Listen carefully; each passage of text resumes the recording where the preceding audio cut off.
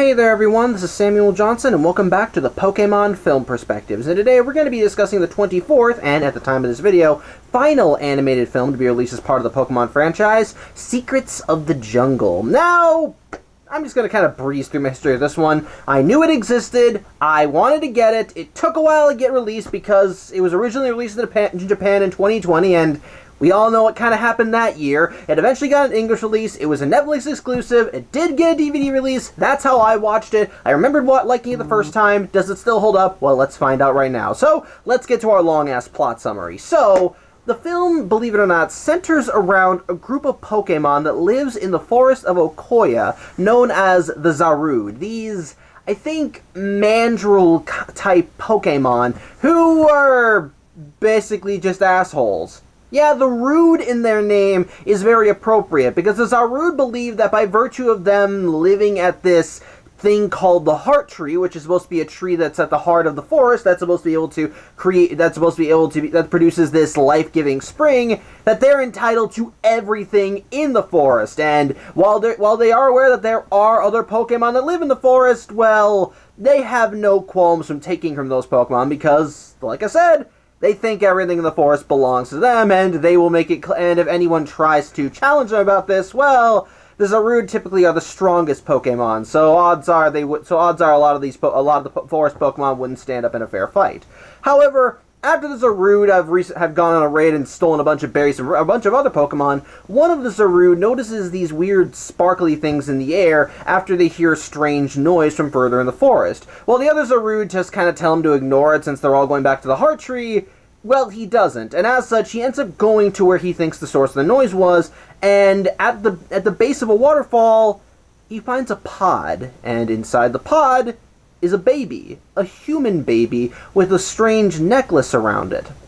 Of course, this Zarude is a little confused why there's a human baby here, but he also doesn't want to have to deal with this thing. And so, while he does let it out of its pod, well, he kind of freaks out when it starts crawling at him, and, well, he basically just kind of backs off. As such, he does try to walk away from this kid, but the little baby ends up following him, and while every fiber of his being is telling him not to let this kid come with him, because Zarude law is that no one but the Zarude are allowed back at their home, well, he decides that he's going to take this kid with him because, well, apparently this Zarude never had parents, and he can't just leave a baby all helpless by himself. As such, he takes the baby back to the Heart Tree, and of course the other Zarude are like, what the hell, dude, why'd you bring this here? And he basically just says he wanted the advice of the Elder Zarude. Yes, there's an Elder Zarude. Apparently, despite how violent these are, they do have old guys that they all look up to. But regardless, this Elder Zarude does confirm the baby is human, but basically, Zarude law is firm. No outsiders are allowed in the Heart Tree. This human is not a Zarude. They're not letting him in. As such, this Zarude just basically says, "Fine. Then I'll take care of him until I can find his real parents, and I'll leave the tribe." Which the other Zarude are absolutely shocked by, including one Zarude who apparently had a brotherly bond with this one. I don't know, but he stands by his word and he leaves the tribe. And while the tribe isn't okay with it, they're not really going to do anything to stop him. As such, from there we get to an opening credits montage as we see the Zarude as he's settling into the life of a parent, as he sets up a nest in the trees, and he basically does his best to take care of this little baby. And what I love is that this montage actually shows him going through all the tribulations that a new parent goes through, having no time for himself, constantly needing to keep on this baby's ass, trying everything he can to keep the baby safe, and any moments of rest that he does get are few and far between and don't last very long because this kid is accident prone. It's actually kind of great. Regardless, though, he does stay true to his word and does work to try and find this kid's real parents. As such, he brings this kid to a nearby town where he does some investigating. Though during one of these visits, he and the kid actually see a fireworks show that the town does every year, and they actually like it. But eventually, this Zarude search does bear fruit, as he ends up finding an old abandoned lab somewhere in the forest. And when he goes inside the lab, well, he finds a picture there that, well, I don't think we see it in the opening credits, or we did, and I just missed it because I was taking notes, but the picture actually is a picture of the baby being held by his parents. And as such, the Zarude kind of puts enough pieces together and realizes that if this picture was left here, then there's a chance the parents are just gone. They're just gone. He doesn't know what happened to them, but wherever they are, they're not coming back. So even if he could find them, well, it wouldn't matter. So, as such, it's from that moment on that the Zaru decides to just raise this kid as his own, irregardless of whether he can find his parents. And as such, 10 years pass, and we see that this Zaru will stay true to his word, as this kid has grown up into a healthy young man that he's named Coco, with Coco calling this Zaru his Dada. And here's the thing, it's sort of been implied, but not really shown with how I've been explaining this, but we do actually understand the Zaru in this movie. From our perspective, they are speaking fluent English. But in reality, they ain't. They are not speaking English in the context of the movie. They are speaking the way all Pokemon speak, by repeating their names over and over, and for some reason in Pokemon language that translates to fluent sentences. And the thing is, since Coco was raised by a Zarude father, that's how he communicates too. He doesn't understand human language. And while we can understand what they're saying to, make things easier, for whatever reason, the Zarude are the only Pokemon that ever get translated. All the other Pokemon, they sound exactly like regular Pokemon. Apparently the Zarude and Coco can fully understand every Pokemon in this movie, but we, the audience, only get to hear what the Zarude have to say. It's weird. I don't really understand the logic behind that. So it's a weird thing. I don't know. But regardless, but like I said, Coco, 10-year-old young man, doing good, and he and his Dada are doing everything they can, are just living their best lives. His dad does everything he can to try and make sure Coco lives a good life, and Coco, of course, loves his father, but the thing is, even 10 years later, the Zarude are still a problem in the forest, as they continue stealing berries and food from the other forest Pokemon. And as such, while the residential forest Pokemon aren't really a big fan of Coco's Dada, they do kind of like Coco, because Coco, despite being raised by a Zarude, does not have a Zarude's personality. He loves all Pokemon and wants to help them. There's even a flashback story that keeps getting referenced throughout this movie of him helping a Pokemon that was near death, and how that moment resulted in him and his father bonding, which I'll talk about later, either during the plot summary or during my thoughts on the movie. It depends on where I can fit it in. But regardless, Coco does love all the Pokemon, and he hates the fact that the Zarude are just hoarding everything for themselves. But he does get upon an idea, as when he looks at the remains of the berries that the Zarude abandoned, he thinks that maybe he and his dad can make their own little garden and share with the other residential Pokemon. And his dad actually thinks that's a great idea. And as such, they take seeds from various berries, find a little alcove that's near their nest, and basically we see that one of the moves that Coco's dad has is something where, because the Zarude have these vines on their arms and sometimes on their bodies that they use to basically Spider-Man swing throughout the forest, and I will not lie, it is kind of cool. But they can also strip off parts of the vines and crush them, and they can use that to basically bring life to the forest. And as such, using this ability, Coco's dad is able to accelerate the growth of the plants. That doesn't mean that they'll be grown overnight, but it will allow them to grow faster. So that means that this berry patch will eventually, quite literally, bear fruit. However, in the middle of all this, Coco is called away by the Pokemon because it turns out there's a fight going on between these two other Pokemon in the forest, and like I said, Coco wants to be the peacemaker, and he runs off to go and deal with it. And while his dad is a little against him running off, at the same time, he knows his son. He knows he can't stop him. And sure enough, we do end up seeing this battle as we see a Flygon duking it out with another large Pokemon whose name I don't remember. And as such, while Coco's not really for this, even calling out another Pokemon whose name I'm going to look up right now, so give me a second. It's a Squabit, and apparently Coco and the Squabit are best friends, and he basically calls out, like I said, he calls out the Squabit for not stopping the fight, with the Squabit pretty much giving the rough equivalent of, I'm not going in there, they would kill me. Well, Coco ends up seeing that the Flygon's wings are heavily injured and scarred, and so he basically wants to stop the fight because he wants to help the the Flygon. As such, he gets the Flygon's attention by throwing a berry at it and blaming Squabbit, and so Flygon chases after Squabbit, with Coco, of course, grabbing Squabbit and leading Flygon away. Eventually, though, they do end up finding one of the rivers that's connected to the spring from the Heart Tree, and basically Coco tricks the Flygon into jumping into the water, and it turns out that basically the energy from the spring actually heals Flygon's wings, which Flygon is more than thankful for, and even cheers for Coco. But Coco ends up urging Flygon to keep it down, because if the other Zarude end up hearing him, then they'll know that an outsider is on their territory, and things will get ugly. Unfortunately, it's too late, as one of the Zarude, the one that didn't like that Coco's dad abandoned the tribe, ends up showing up, and it turns out the tribe is fully aware of Coco's status. I know it's obvious that they know that Coco is a thing, because obviously Coco's dad left the tribe because he was raising Coco, but they actually know Coco by name, so they've obviously had a few run-ins with each other, and if what this conversation is anything they go by, none of them are pretty, because Coco and the Zarude end up fighting, and it does lead them actually towards the Heart Tree, and it's not pretty, and unfortunately, while Coco is under the impression that he is a Zarude, he can't fight like one. And so while he does his best to try and fight this other Zarude, it's a one-sided battle, and it only ends when Coco's dad comes in and basically tells everyone, "Back the hell away from my son," and he promises the elder that they won't be coming back.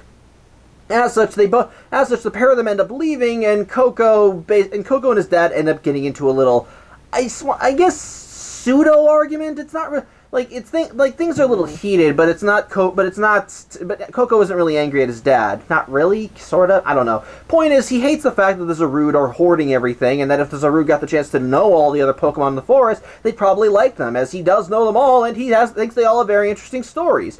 But when it comes down to it, the Zarude law is that all other Pokemon are outsiders. They can't mingle with them. And that gets Coco wondering about his own status, because while Coco does believe he is a Zarude, he ain't stupid. He can tell the differences between him and the other Zarude. His hands are smaller, he doesn't have big fur, his skin is he doesn't have fur for starters, and he can't learn any moves. It's clear that he's not a Pokemon. And while his dad keeps telling him, no, you are a Zarude, Coco ain't buying it, and so he just ends up storming off, with his dad just kind of left in the dust, worried for his son. However, in the middle of this, Coco ends up running into Squabbit again, and they continue just kind of swinging through the forest. But the swing comes to an end because, Coco ends up doing a George of the Jungle faceplant right into a pipe that was running through the forest, and he ends up falling into a river below and gets caught in the current. Something that Squabbit sees and freaks out about before it tries following Coco. And unfortunately, the river leads right to a waterfall, which Coco falls off into another river below, which he most likely would have drowned in.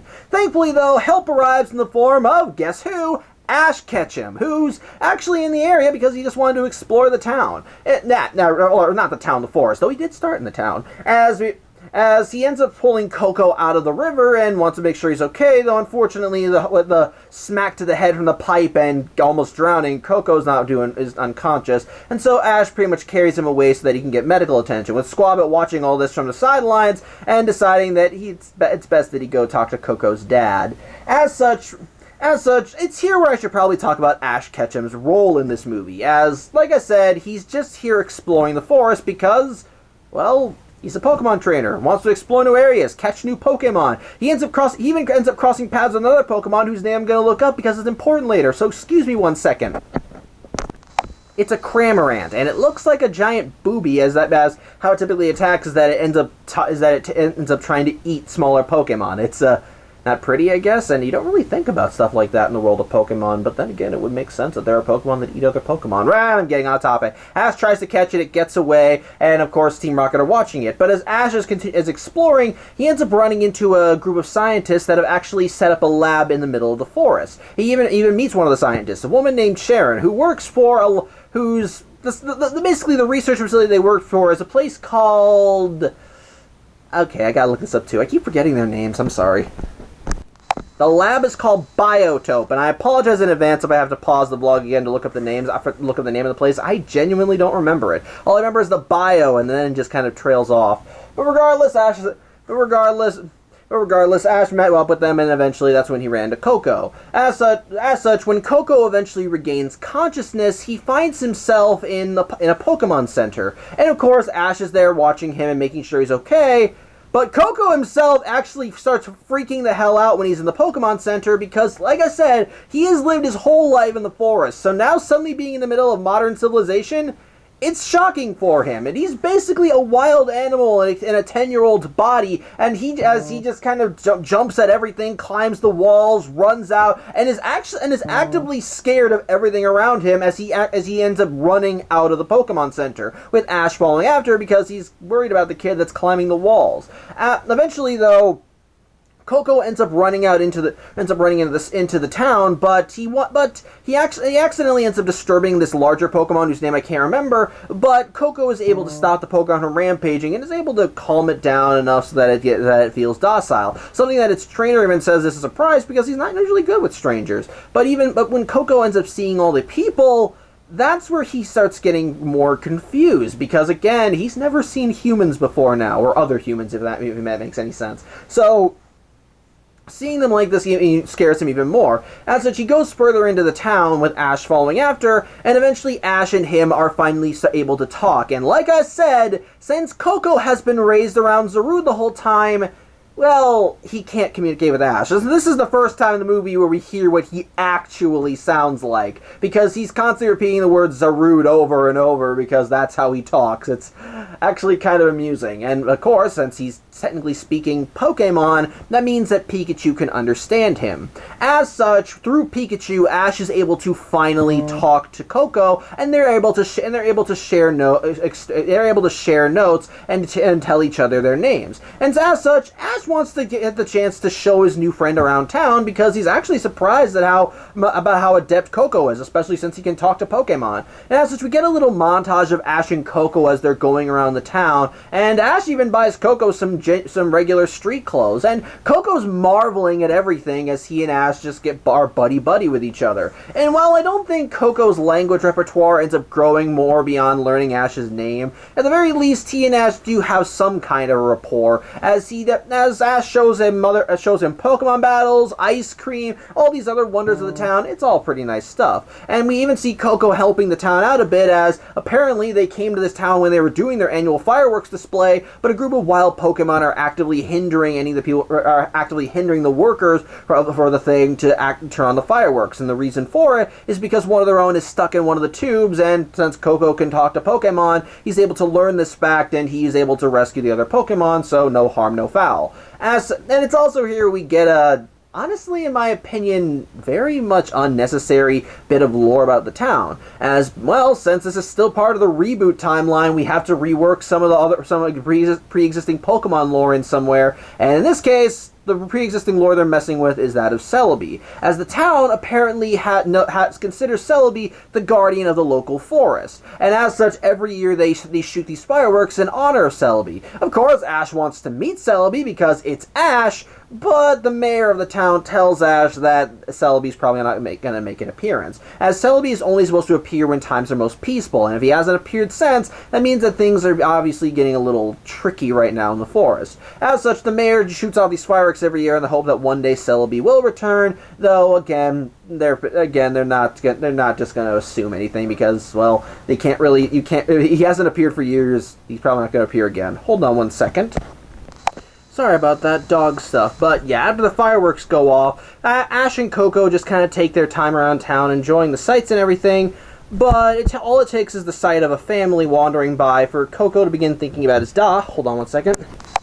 Apologies, dog-related shenanigans. But yeah, Coco decides he wants to go back to his dad, and he does end up and he implores Ash to go with him. And as such, Coco and Ash end up making their way back towards the forest, and they don't manage to get very far in before Ash and Pikachu end up getting trapped as some vines end up grabbing them and end up hanging the pair of them from a log. And while Coco was able to catch up with Squabbit as Squabbit met up with him in the forest, well, so too does Coco's dad come out of nowhere. And the two of them begin talking, and thankfully it is translated, so we're not hearing the pair of them just go Zarude, Zarude back at each other. But from Ash's perspective, he can't understand a thing, though he can tell right away that this Pokemon is Coco's dad, is Coco's Dada. As such, Coco begins calling his dad out on his bullshit, as he basically tells them, I know the truth, I know I'm human. And while his dad once more tries to deny it, because, again, he wants him to believe he's Zarude, Coco basically tells him that he saw everything, and part of the reason why he brought Ash back was that he could show him proof. Because because the thing is, Ash looks like a human. He looks like Coco. So it's clear that Coco is like him, and when it comes down to it, the Zarude are kind of assholes who don't want anything to do with Pokemon.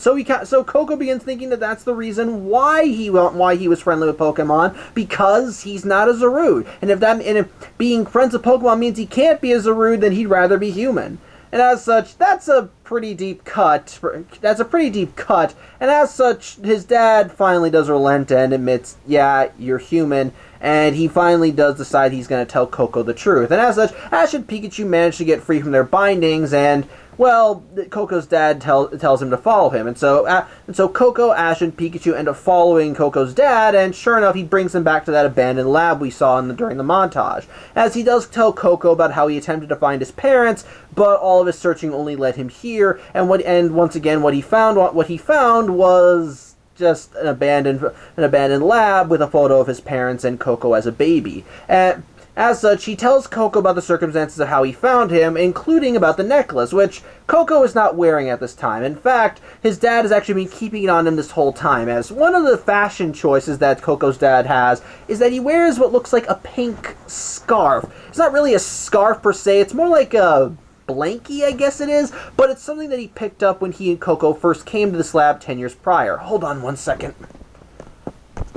Sorry, back spasm, but yeah, basically, Coco, when Coco as a baby found this thing and he refused to let it go, so his dad just kind of took it and turned it into a little cape that he's been wearing throughout the whole movie. But inside the top of the cape is Coco's necklace, which he gives back to him, and he basically just tells Coco that, and again, he just basically tells Coco that his parents are clearly not around anymore, and as such, he chose to raise him, but he regrets not telling Coco the truth, because he thought that if he kept the truth from Coco, then Coco would be happier as just a Zarude. And unfortunately, though, now he realizes that keeping the truth from Coco actually led to an even worse fallout, as now Coco feels even worse off, as he feels like an outsider in several ways, and he now knows that his birth parents are gone. As well, Coco's dad really has no idea why his real parents would give him up, but they have.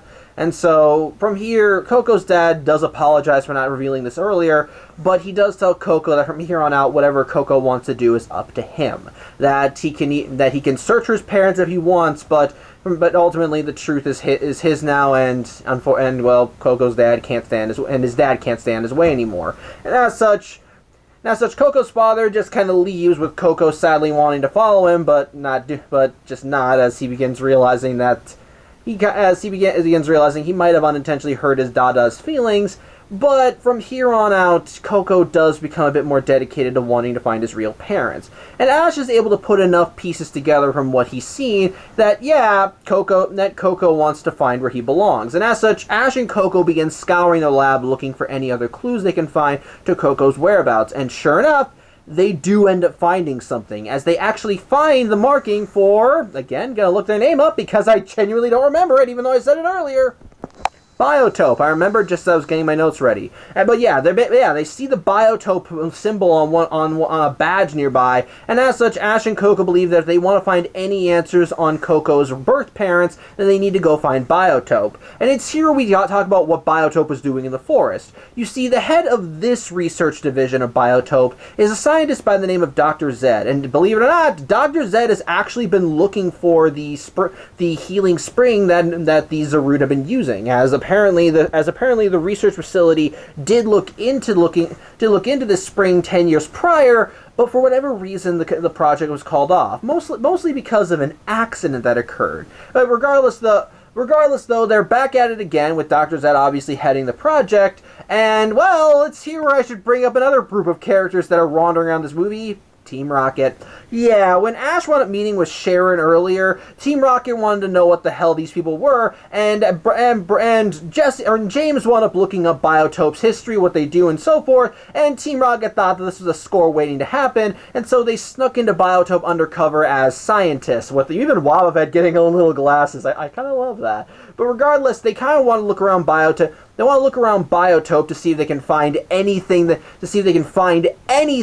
this place that they can sell for cash money, and they think the best place they can look for it is in Dr. Zed's office, as it's one place in the research facility that's off limits. And as such, one night they do end up looking through Biotope's files, but when they try looking into more specific details about the accident that occurred 10 years prior, the files are locked, and the only one with access to it is Dr. Zed from his own PC. So they need to figure out how to get in there, and thankfully Team Rocket does have a way of getting in, as they have an all-access key card that if they can just input the proper codes and hacking material, then it can open any lock. And so one night they do attempt to try and utilize it to break into Dr. Zed's lab, but Jessie, being Jessie, gets over enthusiastic about it and grabs it, swings around, and she ends up falling down some stairs with James, Meowth, and Wobbuffet having to try and help her. As such, everybody makes it out okay, but at the bottom of those stairs is again, looking up the name because I can't remember it.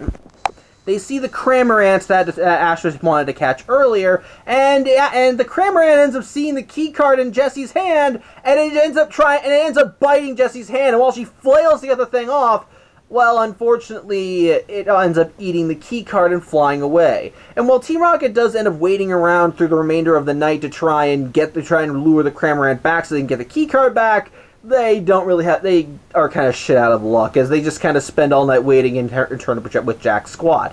However, their waiting does seem to bear a bit of fruit, as they end up seeing Ash and Coco arriving at the lab, and as such, they kind of stick to the background for this one, but Ash and Coco do end up being admitted into the lab, and they actually do get an audience with Dr. Zed. And they end up showing Dr. Zed the photo that they found from the abandoned lab, and Dr. Zed confirms that he does know who Coco's parents are. In fact, they were the ones originally in charge of this project. They were a couple known as the Molybdenums, and Coco was their son, and his real name is Al Molybdenum. I think that's a science pun, but I'm not clever enough to figure out what it is. However, 10 years prior, unfortunately, the Molybdenums bit the bullet, as they wound up getting into a car accident, and sadly they died. And on top of that, they took all their research on the spring with them. And the thing is, they did make some decent headway on finding the spring, as they even managed to get a sample of the spring water, and it did show healing properties. But any further research was lost with them. However, Dr. Zed ends up going up to Coco, and he does try to, I guess, coax some information out of him, as he pulls up a scanner and ends up running it over Coco's necklace. And sure enough, the necklace that Coco was given, it actually contains the biometric signature of the Molybdenums, and on top of that, when he scanned the necklace, it turns out the necklace actually contained all the research the Molybdenums had actually accumulated. And while most of it is corrupt, there is one image in the research that is still intact, and it's a picture of the heart tree. As such, Dr. Zed ends up grabbing Coco and implores him to show them where the heart tree is. But unfortunately, Coco is a bit shocked by all of this, because he's been able to learn enough English or human speech or whatever, since obviously this film was Japanese originally, to figure out what happened to his parents, and obviously it's kind of put him in a state of shock. And as such, he ends up running off, and he basically just abandons Ash, Pikachu, and I think Squabette, who I think was been tagging along this whole time as well. But he basically runs into the forest, and he goes right up to the edge of the Zarute's territory around the heart tree, and he just has to think for a minute, because he genuinely doesn't know how to comprehend any of what he's just learned. His birth parents are dead, and now he really has no idea where he belongs. Does he belong in the forest with the other Zarud, or does he go belong with the humans? He doesn't know. Doesn't know what to do. He doesn't know what to do. Unfortunately, he doesn't really have long to think about that, because a caravan of biotope mechs and trucks and scientists end up swarming the forest and zeroing in on where Coco is. Why? Because it turns out that when Dr. Zed grabbed Coco, he put a tracking device on his shoulder, and so he was able to track where Coco was. And so when Coco realizes that he unintentionally led Dr. Zed right to the heart tree, he gets a little pissed about being used and tries attacking him. And unfortunately, it doesn't go well as the giant mech ends up grabbing Coco, and Dr. Zed thinks it's best that they take Coco with him because if they don't, he'll just attack them again. Thankfully, though, this is when Ash and Pikachu arrive on the scene as Squabette was able to lead the pair to where Coco was, and so Ash is able to free Coco and ask Dr. Zed what the hell he's doing, but Dr. Zed says it's for the best, that this is what the world needs, and as such, Ash, Coco, and their president Pokemon end up getting tied up by some Ariados and thrown into the back of a van, with all the scientists going, I'm sorry for this, but you'll thank us later. It's dumb, and I'll talk more about why it's dumb later. Regardless, so either way, Ash is obviously pissed off about this, and so the rest of Biotope's researchers end up going off to try and get to the heart tree because, well, they can see it clear as day. But as they do, they end up leaving the truck with Ash, Coco, and their Pokemon behind. And guess who they put in charge of guarding it? Team Rocket. Yes, that is right. The bad guys are put in charge of that one. And for Team Rocket, this is a gold mine. They want in on this. They want in on this shit because just like in the regular anime, they want Pikachu. And since Pikachu's currently tied up in there, they can just grab Pikachu at their convenience. But who should show up? But again, pausing because I still need to remember the name. Pause, damn you. Cramorant. Again, I'm gonna remember the name eventually, but not during this vlog. And, well, basically, Team Rocket thinks that they can hit two birds with one stone, as that Cramorant still has the key card, and if they can get that out of Cramorant's stomach, then they can access Dr. Zed's lab, and this would be a better time than ever since he's out of the research facility. Unfortunately, though, they have absolutely no idea how they're going to get Cramorant to cough the key card up. Which is when they realize that they have to give up one of their bounties. Because earlier, when Ash and Pikachu were trying to catch this Cramorant, Pikachu was able to fight Cramorant off because, well, Cramorant wound up biting Pikachu's head, and Pikachu shocked it from the inside. And so Team Rocket believes that if they can get Ash and Co. out of the van, then Pikachu can use the electric attack on Cramorant again, and then get the key card back. However, doing this would also mean that they're letting Ash and Co. go, which means they wouldn't get Pikachu. However, they justify this by saying that they can get Pikachu anytime. Right now is their only opportunity to get into Dr. Zed's lab. And as such, inside the truck, Ash and Co. are obviously struggling with their bindings, and obviously Coco ends up letting out a cry of anger, which his dad ends up hearing from inside the forest. And sure enough, his dad wants to go investigate what's going on. And meanwhile, all the other Zarude end up seeing the caravan from the research facility end up going further into the lab. I did just blank on the name, so sorry about that. Bio something. I'll remember it later when I look up the notes.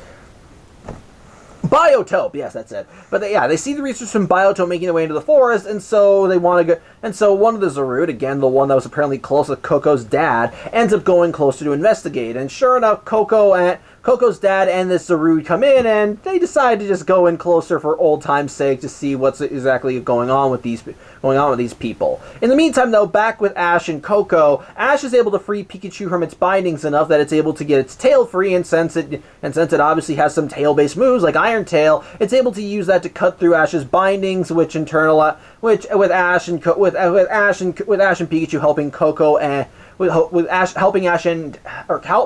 and Pikachu helping Coco and Squabette get free from their bindings, and as such, Team Rocket takes this opportunity. As such, Team Rocket ends up grabbing Cramorant with it struggling, and so as Pikachu tries making a dive bomb right for the door for the van, they end up opening it up, which results in Pikachu flying out and landing right in Cramorant's mouth. And well, one electric shock later, Cramorant goes flying with it spitting up the key card. As such, Ash and Co leave, with Team Rocket just deciding to let him go because they got what they wanted. And as such, Ash and Coco end up running to try and intercept intercept Biotope as they're making their way into the forest. And sure enough, Biotope does get close enough to the heart tree that they end up shooting out some, I guess, missiles or grappling hooks or something or other, I don't know, at the tree, and it turns out that they end up breaching the tree and cause water to come flooding out. And it turns out that the water actually doesn't have any magical properties. No, the water is actually runoff from the tree itself. The tree is the source of all the power, and the reason why the spring water is as irradiated as it is because, well, it just kind of absorbs it, and so it helps, and so it just kind of makes everything help, and so it just makes it more healing. So in reality, Dr. Zed wants the tree. Unfortunately, though, when the scientists end up seeing that the tree is home to a whole tribe of Pokemon, in this case a Zarude, they start having second thoughts, because if they take the tree, then it means they're going to be displacing all these Pokemon that clearly live there. And Dr. Zed's response? Who gives a shit? Yeah, turns out Dr. Zed doesn't really care about other people, or at the very least other Pokemon, because once he's told this is what's going to happen, he just kind of drops any sense of formality as he just goes on full crazy mode with the eyes and everything, as he says he's willing to sacrifice anything to get what he wants. And yeah, this is also where I'm going to once again call attention to the other researchers at Biotope, because why is this where they draw the line? I mean, don't get me wrong, I don't think animal displacement is sadly a real thing that happens as people continue trying to expand and grow, and unfortunately there are plenty of animal species that do go extinct because their natural habitats end up getting taken over by people and so forth. But these people were willing to kidnap children earlier because they were getting in their way. So why displacing a whole species of Pokemon suddenly where they draw the line? I mean, if you're good with one vice, why not just go all the way? Is what I'm saying. It just doesn't make sense to me. Like, okay, we can kidnap these kids and their Pokemon, but a whole species of Pokemon in this tree? That's just going too far right there. Regardless, though, that's when Coco's dad and the other Zarude arrive, and they try and intercept the caravan, but it's not really doing so well. Thankfully, that's when Coco and Ash arrive on the scene, and it's here where Dr. Zed decides to go full-on crazy mode, as the other scientists don't want to help with this anymore, because, well, they're displacing Pokemon. Again, don't know why they're not okay with this, but they were okay with kidnapping children earlier. And it's here where Dr. Zed reveals one very crucial fact. He's a murderer. So, yeah, let's go back to Team Rocket for a bit. It turns out that they did succeed in breaking into Dr. Zed's office, and they looked through his files. Specifically, they found a video diary that Dr. Zed had been doing 10 years prior during the original search for this spring. And it turns out the reason why the research was cut short before was because Coco's birth parents had learned that the source of the spring was the tree, and if they wanted to get the power source from the tree, they'd be displacing the Zarude, so they called it quits. And Dr. Zed thought that was stupid. He thought that the fate of a bunch of random Pokemon was inconsequential for the sake of humanity, and he was so determined that he was in the right that he basically wanted to shove his opinion right down everyone's throats, and thought that anyone who stood in his way was a threat, which means the molybdenums were an obstacle that he needed to remove. Which is where we get back to Ash & Co. as Dr. Zed exposits what he did, and it turns out that he confronted the molybdenums. They told him, we're not going through with this, we're shutting it all down, and, well, after they deleted all the research, well, Dr. Zed, when they tried leaving the lab, Dr. Zed wound up intercepting them on the road, and he ran them right off the road. And as such, the reason that they had their car accident that took their lives was because of Dr. Zed. And ultimately, Coco's parents were able to save Coco because they put him in the pod with a necklace, which contained what was left of their research. But in the midst of the fire, Dr. Zed got the spring water sample from them and then just left them to die as their vehicle went up in flames and exploded. So, this guy's obviously knucking futs. And as such, when the other researchers decide that they do not want to be a part of this, Dr. Zed decides he's going to take matters into his own hands as he ends up taking control of Mech and decides he's going to just charge into the forest himself. Although he does get a bit of resistance. Going back to Ash and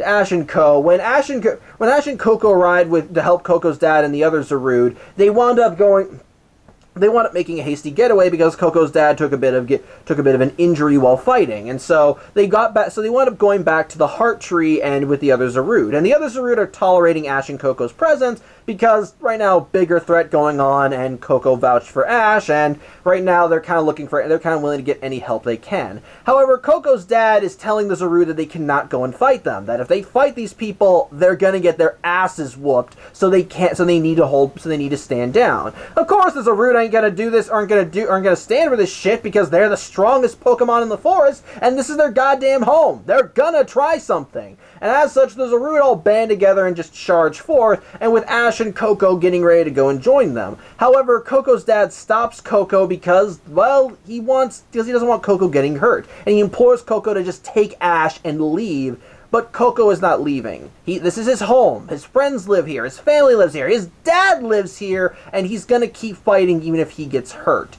And so he charges forth with Coco's dad having to unfortunately stay behind because of his injuries.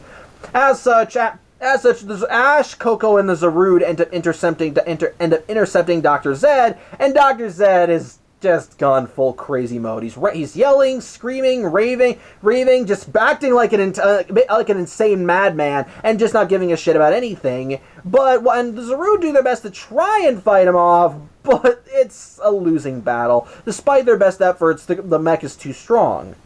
Thankfully, though, that's when Coco's dad provides some backup, because Coco's dad wound up going to all the forest Pokemon, and well, at first they didn't really want to see Coco's dad, because he's a Zarude too.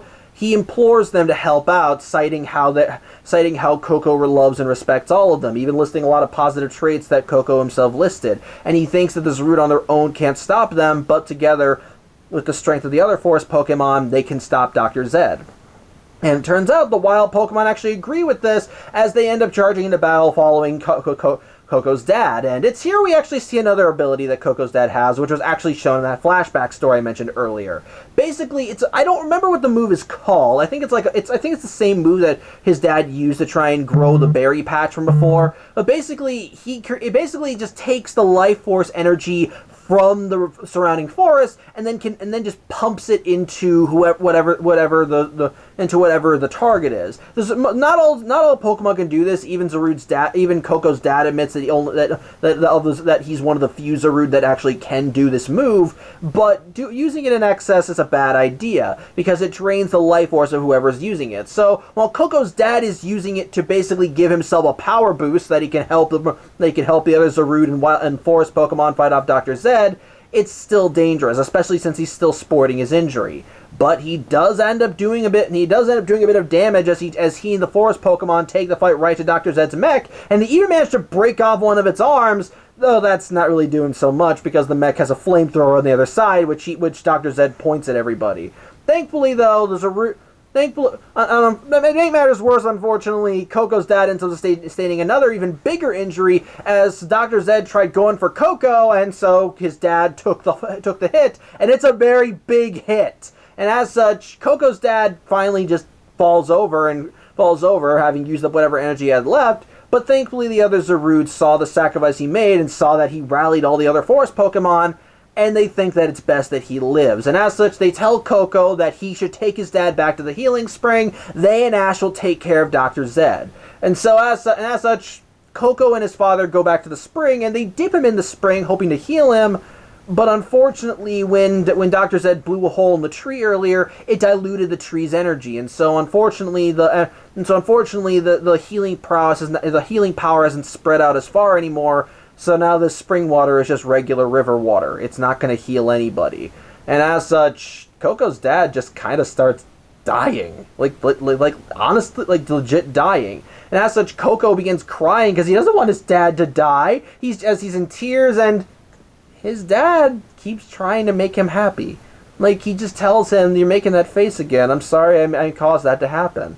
And of course, Coco's like, "Why are you talking like this? You shouldn't be talking like this." But his dad tells him that he didn't think he'd be able to be a good parent. He never had one himself. But right now, he believes he was always meant to be a parent because he made something great with Coco, and he's proud to have him as a son. and he passes out right there. It's tragic. However, Coco is not willing to let his dad go, as he decides he wants to do his own version of that move from earlier, but the others are really like, you can't do it, you're human, you can't do the move. He does the move. Yeah, I'm gonna call bullshit on this. I'll give credit where it's due. It's a heartfelt moment. I will not deny that. I love the whole idea of a connection between a father and son being what helps bring them together, and seeing a miracle of having Coco be the one to bring his father back by doing the move that his father taught him, I think is nice. And when Coco's dad is revived, it's nice and heartfelt as they embrace in a hug, and it's adorable. I love it. It makes my heart smile, damn it. But how? Like, how? I kind of compare it to, I guess if you want to compare it to a similar bullshit moment in the reboot timeline, like, I guess there's the climax from I Choose You, where Ash was vaporized by several Pokemon controlled by Marshadow, and yet he was able to still come back to the land of the living thanks to his connection with Pikachu. But I was more willing to accept that one because how he was killed was not really a traditional death, as he seemed to just fade out and he just kind of was out of phase with everything and on another level of reality. And as such, considering the friendship that he and Pikachu had, you could argue that was a metaphysical bond that transcended dimensions and allowed them to actually reach each other. So I was more willing to accept it there. But the whole idea of the connection between a father and son allowing a human to perform a Pokemon move, it's similarly stupid, but I'm less willing to buy it. I don't know, it just feels weird. I don't know why, I don't really get it. It defies even the rules of the Pokemon world. I guess this is what they really meant when they said when humans and Pokemon come together, it creates Pokemon power. Whatever, either way, Coco's dad alive again. In the meanwhile, back with the others, with Ash, the other Zarude, and the wild Pokemon, they're continuing to fight Dr. Zed, but they're not really making any headways. The mech has a head that can easily turn around in any direction, and despite numbers being on their side, he's able to knock aside any attacks that are thrown at them. Thankfully, the other scientists at Biotope realize, okay, maybe we're kind of the bad guys here, and decide that they want to help. And it turns out that one of the engineers knows how to take the mech down. There's a power source on the back of the mech. If they can take it out, the whole thing falls apart. Thankfully, Ash heard this, and as such, he relays the message to Pikachu, and basically Ash orders Pikachu to do an Iron Tail on the back of the mech. And thankfully, with the help of the Zarude and all the other forest Pokemon, they're able to maneuver Pikachu around, and yeah, he does an Iron Tail on the thing, and it causes the whole mech to just fall apart.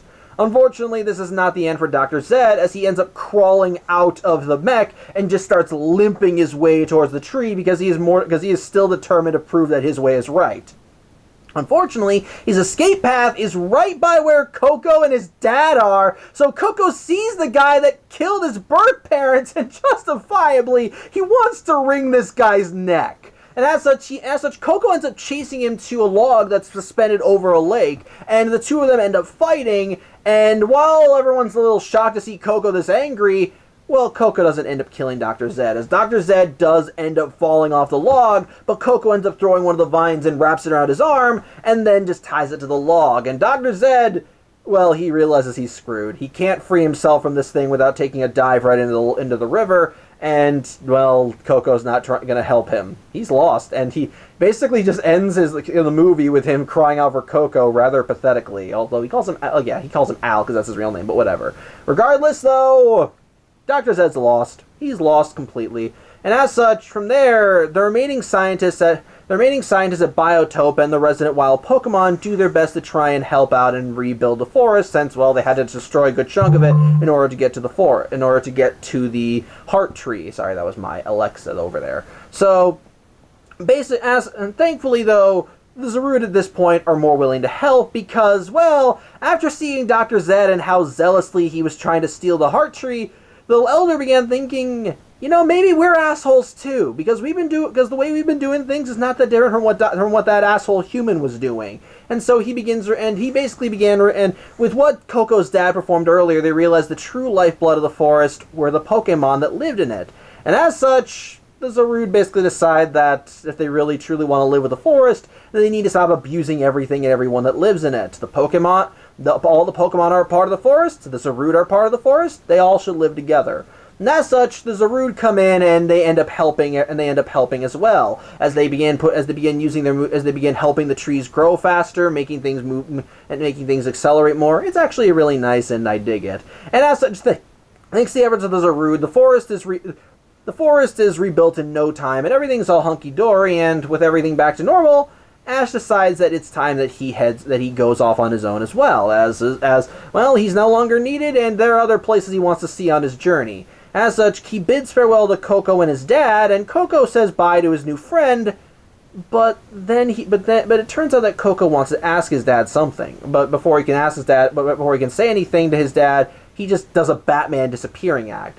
As such, Coco is able to track his dad down to the Heart Tree, and his dad tells him that, well, they've been welcomed back into the tribe because they want him back. They think that with everything they've learned, they decided that Coco's dad really isn't a big asshole, so they think maybe it's best that they let him in, and, well, Coco might as well be an honorary Zarude, so he can come in too. But Coco declines this. He wants to go on his own Pokemon journey.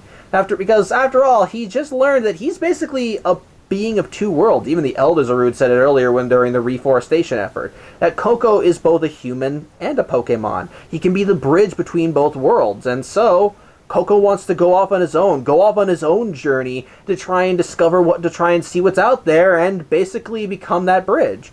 However, this results in a minor shouting match with his dad, as his dad tells him that he's not a human. He's a tiny Zarude, and he won't last 3 minutes out there, and he'll come back crying. As such, Coco pretty much tells his dad, "Screw you, I'm going anyway," as he charges off. But once Coco's out of earshot, it's revealed that his dad actually expected this, and the reason why he sent him off like that, was so that he'd be more willing to go, as, well, his dad knows that it may be best that he do go out. But he does leave Coco a parting gift, as while Coco goes back to his and his father's nest and grabs a bag full of berries for the journey, well, basically, Coco's dad ends up talking with the other Zarude, and, well, the other Zarude are putting everything back together at the Heart Tree. They put up a boulder to try and cover up the water that's flowing out of the tree so the power can be more evenly distributed. The wild Pokemon seem to stop whatever they're doing as all of them go to this one specific location. And so, as Coco is running off, he ends up running into Ash, and he accidentally trips and drops his bag. But when he goes to the bag to try and get everything back in, he finds a couple berries that he didn't put in there. And the thing is, these are berries that were being grown in his and his father's grove. And when Coco sees them there, he realizes his dad wanted him to go. And as he turns around, we see there's a massive eruption of water from the Heart Tree as the energy is reflowing. And turns out right there in the Heart Tree are all the Zarude and all the wild Pokemon of the forest as they're waving goodbye to Coco. And Coco realizes that they're all there to see him off and wish him good luck. And it's sweet. I love it. It's nice. It's just some nice stuff. And Coco's dad even kind of silently wishes Coco the best of luck, but does hope he comes home at some point. It's nice. I love it. I'm repeating myself there, but whatever. It's sweet. I like it. I'm going to keep saying I like it, okay? As such, from there, the berry grove is eventually fully grown in. We see that Coco's dad has kind of ditched the scarf, as he hung it up by the nest that he and Coco shared as kind of a memento. And so the wild Pokemon are all enjoying berries, and as they do, who should show up but Celebi, basically showcasing that things are starting to turn better around the forest. So that's some nice stuff. And as such, we get an ending narration from the Pokemon narrator as Coco's dad and Celebi are just flying/swinging around the forest. It's nice stuff. But our final scene in the movie is back at the Pokemon Center, as after everything that he went through, and with Coco and his father on his mind, Ash decides to call his mom to just talk to her. Also, Dr. Zed finally got arrested. Turns out Team Rocket took that video that they found in Dr. Zed's office and anonymously sent it to the cops, and using that as evidence, Dr. Zed was finally placed under arrest for his involvement in the death of the Molybdenum. So, there you go. But yeah, that was Secrets of the Forest, and my thoughts on it? I think it's a good movie. Now, I will openly admit, in the hierarchy of the reboot timeline Pokemon movies, I think this falls somewhere in the middle. My favorite by far is still I Choose You. I think that one had a crap ton more heart and just felt like it had a lot more moments that really really know how to pull at your emotional strings and just really make you care about what was happening on the screen and basically make you cry as a result. Now this film does still, and I'm not saying that to say that Secret of the Jungle doesn't have heart, because it does. I just think I Choose You did a better job at it. I think and I guess one big difference between this film and I Choose You in terms of how they handle that are how the conflicts are handled. While both films do technically have villains, as I Choose You had Cross and this movie had Dr. Zed, the difference between the two is just kind of more their purposes in the movies. Dr. Zed is very much clearly a typical villain antagonist in the movie. He's a typical jackass, wants whatever he wants, and basically is willing to stab other people in the back to get what he desires, and he's just a full-on psycho. And while Cross may not have been a lot different, as his approach how he clashed with Ash was that he thought that strength mattered above all else, and that if you didn't have strength, you were nothing, even if you try to get stronger. But the difference between them is their role. But the difference between them is the execution, in my opinion. Cross in I Choose You was not the main threat. He was an obstacle, but he wasn't the main threat. He was just a hurdle that Ash had to get through in order to achieve his true journey, which in this case was just to see Ho-Oh, and even that journey was just one step on a grander staircase that was Ash's Pokemon journey. So ultimately, I feel like Cross was definitely a lot. So I felt like despite Cross being the antagonist of I Choose You, his role in the movie was more just as a part of Ash's journey, which I felt fit more with the themes of that movie and about the journey's its own reward, making friends with other Pokemon, and just seeing what the world has to offer, which I thought was great. I loved that, which I thought was great and worked, and combined with the other themes present in the movie, with us learning about other characters and what made them tick. Cross's journey, I felt, was a nice little part, was just a nice little piece of the puzzle in that regard. It may not have felt like the main conflict, but it served enough an important piece that it actually still was important. Even if by the end of it, it did feel like it was just two trainers butting heads over ideals. In this case, however, in this one, it's more of a clear-cut hero versus villain story. And I'm not saying those are bad at all. I go over plenty of stories where there's a hero and villain. A lot of the Pokemon movies have them, and there are still plenty of them that have those kind of stories that I think are pretty good movies. So it's not like the inclusion of that kind of conflict makes Secrets of the Jungle bad. It's just that how it was implemented in I Choose You, I thought was more subtle and more succinct and actually handled the material better. I'm not saying that it's bad in either movie, I just think one's a little bit better. So as a result, I do find that to be that is what kind of puts Secret of the Jungle a few rungs lower than I Choose You. On top of that, I do have my own little squabbles with Secrets of the Jungle here and there. For starters, Dr. Zed. Now, Dr. Zed is kind of a fun villain when he just goes full psycho mode, but when you really get down to his motivations, the dude really is just a psycho for the sake of being a psycho. The dude went to all the lengths that he did just because he thought he was right. And admittedly, that can lead to a genuinely scary villain. And in Dr. Zed's case, when he does go full psycho, it works. But at the same time, though, there's also not much to him. It's literally just, I want the tree, you all are stupid for disagreeing with my methods, fuck all of you. So that kind of is just dumb, and it leads to no nuance. It's basically, you're in my way, I'm gonna kill you. Human or Pokemon, it's just nuts. And again, it can be entertaining when he just goes full psycho, but as a well-written villain, I just find him a little lacking. I just feel like there should have been more to it. Either go all in on him being an evil ham, or try to make him complex. I don't know. Again, there's entertainment value in him, and if someone out there said I thought Dr. Zed was a good villain, then you know what? I can understand why. Like I said, when he goes just full psycho mode and gets the crazy eyes and everything, it's like a switch is flipped. And maybe that's another reason I don't like him, because when we first introduced him, he seemed like a rather reasonable man, but with clearly more willing to do some moral scruples, as he was willing to kidnap children in order to get what he wants. But in this case, it's just him. No, he doesn't care about anyone except for what he thinks is right. So fuck you. So I don't know. I guess I'm just mixed on him. There are things about him I like, things about him I don't like. So I'm just mixed on him. On top of that, there are some things, at least in the second half of the movie, that do make me scratch my head. Again, why is Biotope okay with kidnapping children, but then when they're told that their research will basically be displacing this group of Pokemon from their habitat, they're like, okay, that's too far. It's like, I don't know. It's like, if you're willing to commit one vice to get what you want, why not just go all the way? Like, they're both bad things to do. They're both bad. It just kind of feels weird that they object to one, but not the other. I don't know, it's just strange. I guess you could argue that they're more willing to justify one because they think that what they'll achieve in the long run will be helpful. But since the whole point of Biotope was to find research that for the betterment of both humans and Pokemon, and Dr. Zed's whole thing is fuck the Pokemon. I just want to prove I'm right. I guess you could argue that they basically decided that the ends did not justify the means at that point. I don't know. It just feels so weird that in that regard. And again, there is Coco being able to use the Pokemon move to heal his dad. I still don't buy that. I understand what they were going for, heartfelt connection between a son and his father, and how it ultimately allowed Coco to do some very impressive things since he was raised by a Pokemon.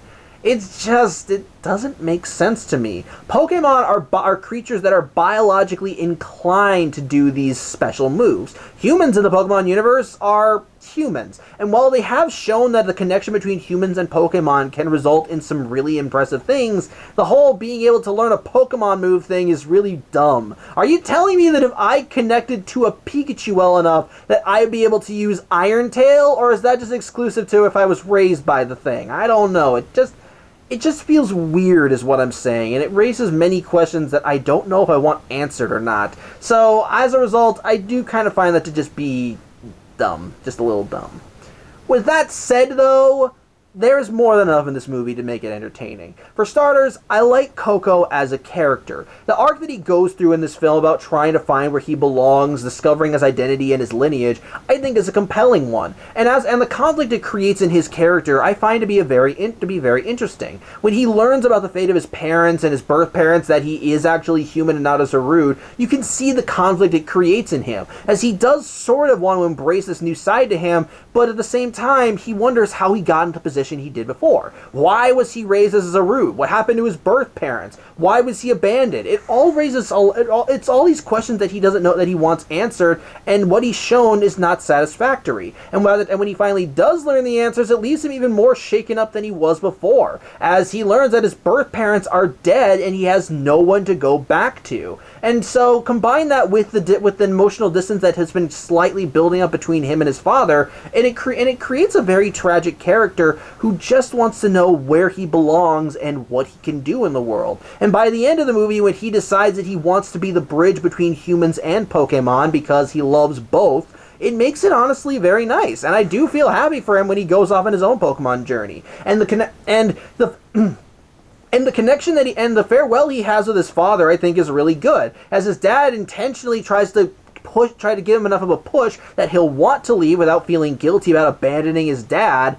But then likewise, when he's far enough away, he realizes his dad knew that he was going to go on a journey and intentionally tried pushing him so he'd go on this journey because he knew it'd make him happier. And so it's really nice to see that big farewell there. So yeah, I find that to be another positive. I liked Coco's journey in the movie. I liked his character. I liked how much he grew attached to other Pokemon. I love how he was able to. I love how the journey he took to try and find his own answers, and ultimately where him discovering where he belonged in the world. It's nice. And on top of that, I love the relationship between Coco and his father. That combined with Coco's character arc is, I think, another bit of glue that held the film together. Because the relationship between Coco and his dad was genuinely sweet and felt like a parent and child relationship. Of course, Coco's dad has all the typical trademarks that the Zarude show in this movie. He's boisterous, he's loud, he tends to be very forceful with his points, and sometimes he can be a jerk.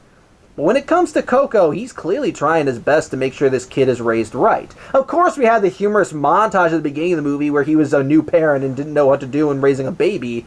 But when we actually see Coco in the present day as a 10-year-old and seeing him and his dad, it's very sweet. Despite the fact that he doesn't get along with the other wild Pokemon of the forest, he's all for helping Coco with creating a grove of berries so that the wild Pokemon can have food to eat. When he learns that when he and Coco have their argument, when Coco learns that he's human, I love the conflict that comes from that. I love the fact that he tried doubling down on saying, "No, Coco, you are a Zarude." But then when he's basically faced with cold hard facts that his son truly is human, he's like, "Yeah, you're right. You're human. Let me tell you the truth and explain why I kept it from you." And it leads to a genuinely heartfelt moment as he does lay bare why he cared for Coco throughout all that. That in a way he saw a bit of himself in Coco and he couldn't just leave him to die. And so he did everything he could to try and keep Coco safe and happy. But in the process of trying to hide the truth from him, he just wound up hurting him more. Which leads to a very sad moment for both of them, because Coco sees all the effort that his dad went to try and keep him safe and make him happy, but at the same time, his dad's like, maybe you're better off without me, because now you know the truth. And it's sad. I like that. It leads to some genuinely nice moments. And then when they do reunite in the climax of the movie, and he begs Coco to leave with Ash because he can't stand to see him hurt, it's genuinely sweet. And that's what also leads me back to that flashback story I mentioned earlier. It's one story that's flashed back to at least 4 times throughout the movie, but each part we cut back to does tie into some part of the movie, as it involves Coco finding a Pokemon that's barely breathing, and it shows how much Coco cares for other Pokemon. The next time we get to that story is when we actually see Coco's dad using that move where he uses vines to draw life energy and direct it towards whatever he wants, and which he uses to heal the Pokemon. And likewise, we see Coco's dad dealing with the parent of that Pokemon, and while he does complain about this Pokemon not even thanking him, he's like, well, at the same time, I'm a Zarude and that Pokemon went to fight me to protect its kid. That's a good parent right there. And then by the end, the last time we see the story is when Coco's dad's on death's door, and Coco and his dad, and in the flashback, Coco tells his dad that he'll always be there to protect him because he's his son, and the two of them hug in the flashback, where we cut to the present day and Coco's dad is dying. Every flashback scene did a great job of not only not dropping hints and about stuff that's going to happen throughout the movie, but also strengthening the bond that Coco and his father share, and it's a genuinely sweet one. It's not a matter of them butting heads over everything or Coco constantly demanding where he's from. No, they're a genuine father and son, and I love that dynamic. I love how they clash. I love how they bond. I love how they come together. I love every moment that they share, every twisting of the knife, every sweet moment when they realize how much they love and care about each other. It was all so good, and every single moment that they had on screen together just made my heart smile. Even the last scene they shared together when Coco's dad was yelling at him and saying he'd be back in tears in 3 minutes, it was kind of it was actually pretty nice, because I knew going into that, because even when I first saw the movie, I sensed some bullshit in that scene, so I kind of didn't know what to do, so I kind of suspected that Coco's dad was putting on an act. But even rewatching it, I can see him trying to put on an act. And when Coco caught up with his dad, you can tell he's getting into character, as he's like, okay, gotta go into asshole mode here, so that my son will be more inclined to want to go on his journey. I love that. It's genuinely nice stuff. And the ending where Coco's dad tells him to go off on his journey, find his own purpose, but to come back home safe and sound.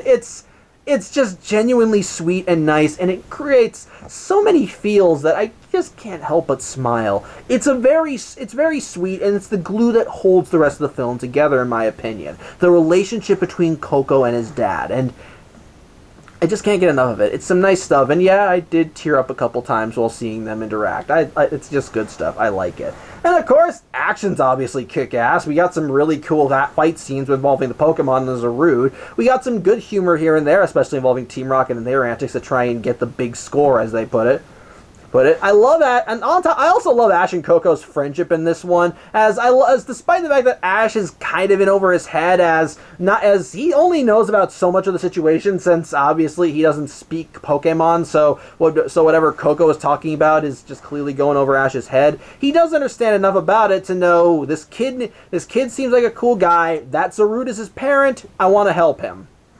And I like how Ash just kind of goes all in on it. I love his and Coco's friendship as a result. I like that part of the reason why Coco wants to go on his journey is because he meets Ash. I think it's just genuinely nice stuff, and their friendship, I think, was a nice addition to the movie. I liked seeing them bonding together. I liked seeing Ash show Coco around the nearby town, and Coco seeing all these modern day novelties and basically growing to accept them and start enjoying them. It's all nice stuff. I dig it. So I think when it ultimately comes down to it, Secrets of the Jungle, I do believe, is a good movie. The main characters, I think, have some great stories and arcs to them. A connection between Coco and his dad was really nice, and it led to a lot of heartfelt moments all scattered throughout the film. There's enough tragic moments and heartfelt moments to go around to really tug at your heartstrings while also bringing joy when they need to. I think for me, and the action, of course, is kick-ass. The friendship between Ash and Coco is a lot of fun. I think for me, the only problems are a few nitpicks that happened in the second half, and Dr. Zed. Dr. Zed, I'm still mixed on as a villain. Don't know if I hate him, don't know if I like him, but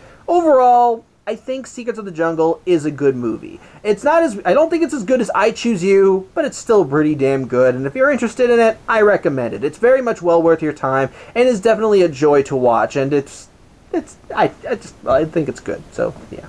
But yeah, that's kind of all I have left to say. That was like I said, that my dog just jumped on the bed. That was the last animated Pokemon movie that's been released. Like I said, at the time of this video. So we don't have any more animated films to look at. However, we are not done with the Pokemon film perspectives. There is still one more movie we have left to look at before we can call it quits. What movie is that? Well, if you've seen the prologue, you know what it is, but on the off chance you haven't, I hope you tune in next week as we wrap up the Pokemon film perspectives as we see the Pokemon franchise go to live action with Pokémon Detective Pikachu.